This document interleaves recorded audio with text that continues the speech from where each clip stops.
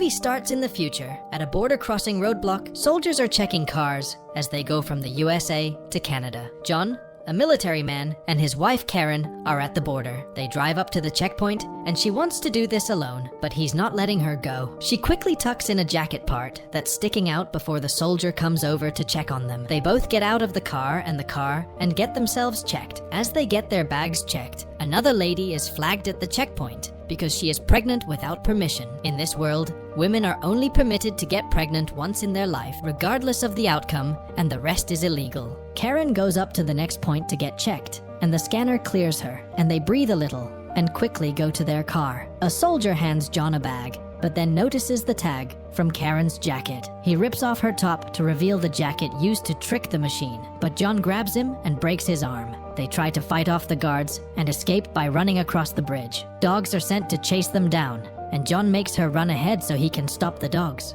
They quickly get to him, and he can't fight them off as they bite down on his arms and legs. Soldiers get there and take the dogs off and arrest John. He gets up and is happy because Karen has managed to get away. John is now in a truck full of prisoners being transported to the largest and most secure prison, the Fortress, operated by the Mentel Corporation. John reveals to his fellow inmates that he's here because his wife got pregnant again after they lost their first baby.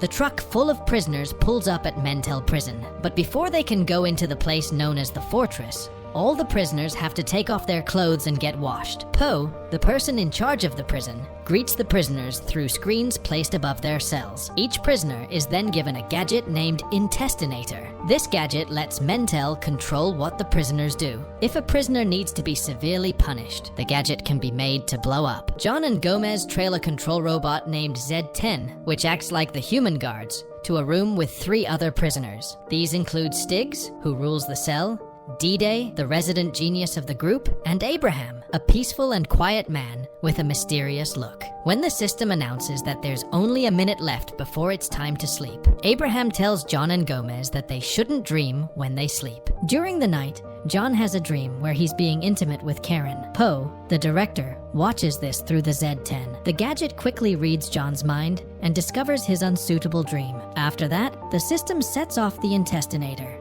causing John a lot of pain. John looks at Abraham, now understanding why Abraham had warned him against dreaming in this prison. The following day, John is dispatched to a construction site within the prison complex. Out of nowhere, he hears a desperate cry for assistance nearby. A man named Maddox, identifiable by the number 187 tattooed prominently on his forehead, is attempting to overpower Gomez. John, driven by a sense of justice, intervenes to halt the assault. This sparks a brawl between John and Maddox, which is abruptly ended by the activation of the Intestinator by the prison system, which detects the outbreak of violence. John, Maddox, and Gomez are then detained for several hours, while the prison authorities determine the instigator of the fight. Observing that Gomez is visibly drained from the ordeal, John decides to take the fall and confesses to starting the fight. As a result of his confession, he is escorted to meet Poe, the prison director. In the offices of Poe's workspace, John observes Abraham, who is performing the task of shaving Poe. Abraham is not just any inmate. He is Poe's most reliable and trusted associate within the prison walls. The scene takes a turn when Poe directs John's attention to a monitor displaying live footage. The screen reveals Karen, who appears to be held captive within the same prison.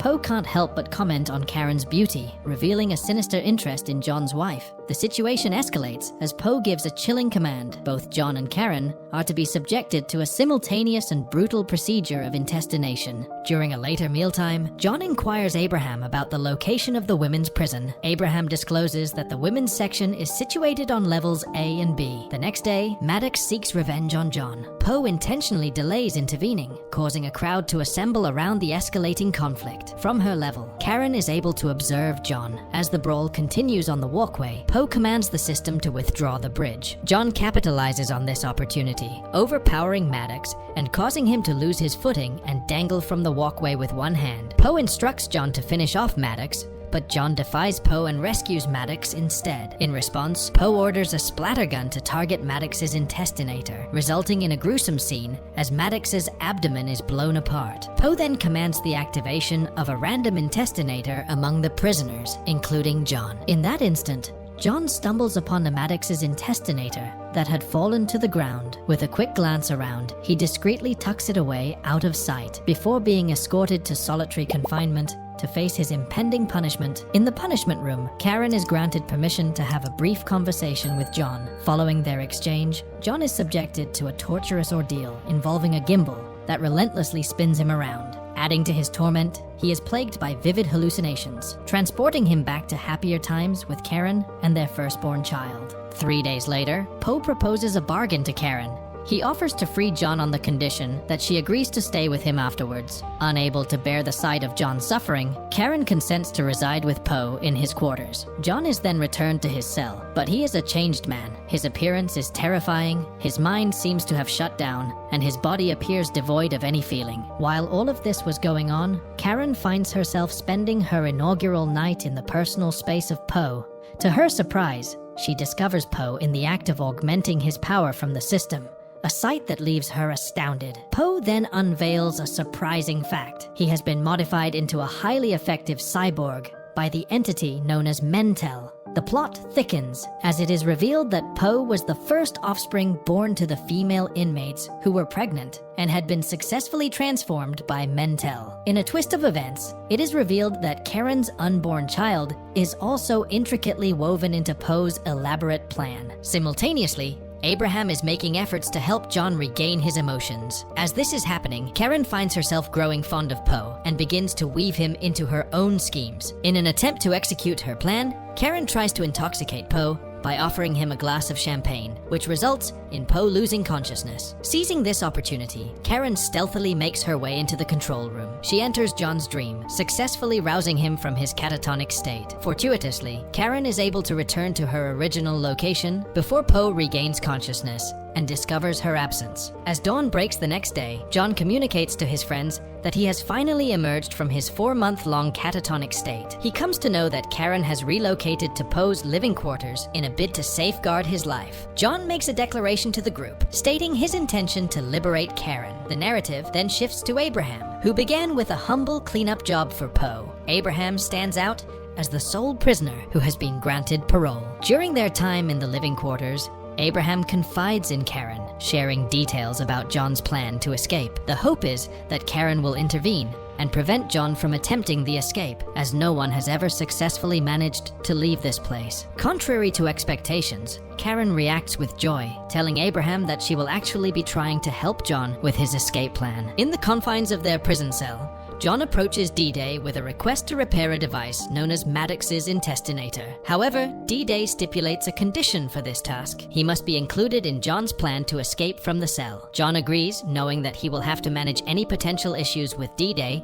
once they are on the outside. Meanwhile, in Poe's living quarters, a woman named Karen skillfully conceals a precious diamond. This is no ordinary gem, but a holographic lens that reveals intricate maps of their fortress, a crucial tool for their escape plan. As time passes, Abraham delivers the diamond to John and the rest of the group, enabling them to execute their escape plan. D-Day utilizes his eyewear to activate both the laser and the diamond. John announces that their escape will commence from the construction area. The next day, Abraham assists the group in returning the diamond. Poe then questions Karen about her choice to separate from John, assuring her that he won't modify their child like others do. Karen proposes an additional agreement to Poe. She will agree to marry him if he releases John. She is to provide Poe with her final decision by the following evening. Upon hearing this from Abraham, John makes up his mind to make his escape the next morning. D-Day makes a discovery that the intestinator devices have magnetic properties.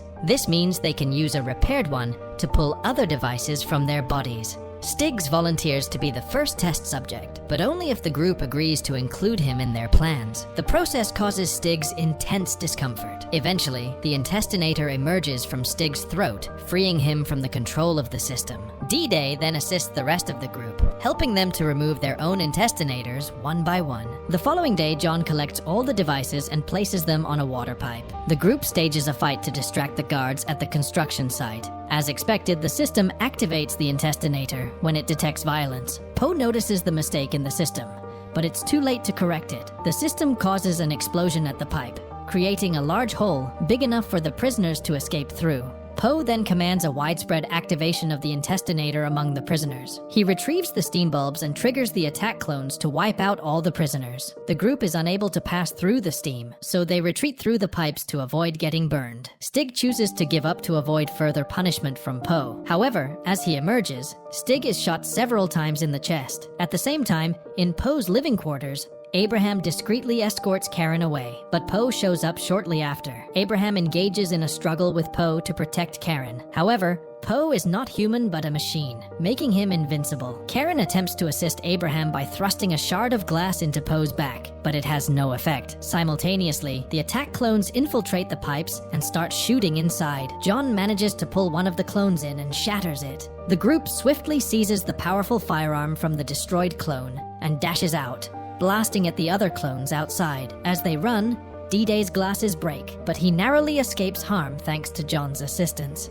The trio leaps to Zed's main control panel and takes cover behind the device to evade the camera, all while the crows cheer them on. Soon after, they enter Poe's room. John aims his weapon at Poe and tells him to move. They discover that Abraham is no longer alive. John finds out that Karen was taken to the surgery room. Poe informs John that only the child makes it out alive from the surgery room. John must let Poe go or Karen will not survive. But Zed tells Poe that Mantell won't talk terms during a hostage crisis. They hurry to the surgery room, but Zed shoots at Poe, leaving him in a terrible state. Zed blocks the only exit, waiting for the attack clones to come and wipe out the remaining inmates. D-Day instructs John to take him to Zed's computer hub and manages to disturb Zed with a computer bug. Sadly, not long after, D-Day is taken out by an attack clone. In his final moments, D-Day manages to turn off the lights in the entire prison, which delays Karen's surgery. The virus causes all the clones to go haywire. John and Gomez rush to find Karen, while all the prisoners seize the chance to flee from Fortress. At last, John, Karen, and Gomez manage to get to the surface using a stolen truck. Along the way, Karen is ready to have her baby. As they reach Mexico's border, John has to halt the truck at a barn to help with Karen's delivery. But the truck is turned on again by Zed. It drives itself to the barn, taking Gomez's life in the process. John is able to destroy the truck using his weapon. However, the truck crashes into the barn, where Karen is lying down for delivery. As the movie ends, John is in despair, believing he has killed Karen and their new baby. But all of a sudden, he hears a baby's cry and is relieved to see they are both safe. They can finally live like a family. And with that, the movie ends. We hope you enjoyed our video. Watch the next recaps on the screen, and don't forget to subscribe for more amazing recaps.